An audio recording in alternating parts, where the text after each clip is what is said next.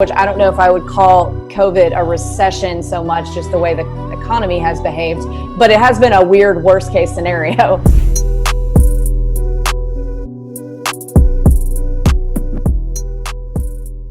Okay, so let's define success, because I think that's really interesting, right? And I'm like, and you guys know, because I've been starting to have a lot more guests like you come in and talk about short-term rentals, that people are not really aware of the kind of numbers we're looking at here and what kind of return. So can we talk about that for a second? How do you compare first of all, what is a good return on a short-term rental compared to a long-term rental?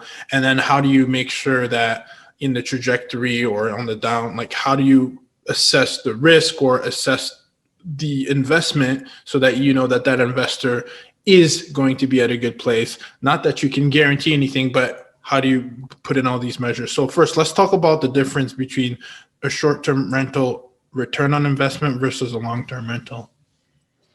They can do anywhere from 3 to as much as 10 times as a long-term rental, but it's a little bit hard to compare because a lot of times, so let's take a 5-bedroom vacation rental, for example, like in the Smoky Mountains.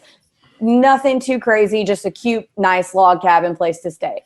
That's probably going to gross right around $100,000, and it's probably going to cost right around $550, $600. So there's really no way to convert that to a long-term and make that cash flow at the current long-term rental prices in a place like the Smokies. So can I stop you for a second? When you say 6,600, what was that? Oh, it'll cost to buy the property probably like $550 or $600,000. Okay. Yeah. Okay. And you're saying you're yeah. Well, that's interesting. And you can again ballpark around 100K a year. Mm-hmm. And now just to put things into perspective, if that was a long-term rental, you're renting it, right? Mm-hmm. And maybe we can even factor in what kind of mortgage payment would be. What are we really looking at?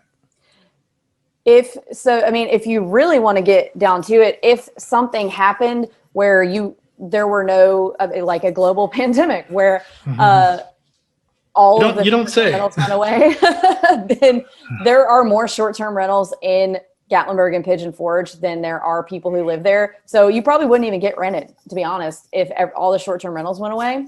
So that's something to think about when you're buying in a vacation market. You don't have to worry about regulations, but you're not going to be able to convert it to a long-term. But the good news is that in the past 2 recessions, which I don't know if I would call COVID a recession so much, just the way the economy has behaved, but it has been a weird worst case scenario. Thanks for watching another segment brought to you by my team at Invested Talent. Now, if you would like similar content for your brand repurposed, make sure you text us repurpose at 678-679-5613. That's repurpose at 678-679-5613. And my team will make sure that we give you the blueprint so that you can repurpose your content and amplify your message on social media. We'll see you on the other side.